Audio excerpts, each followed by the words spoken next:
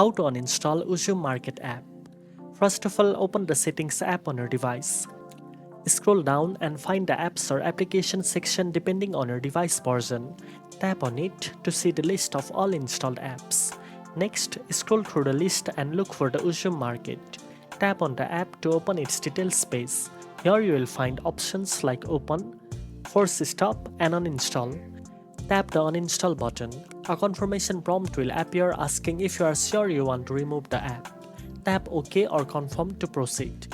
The uninstallation process will begin, and within a few moments, Uzum Market will be completely removed from your device.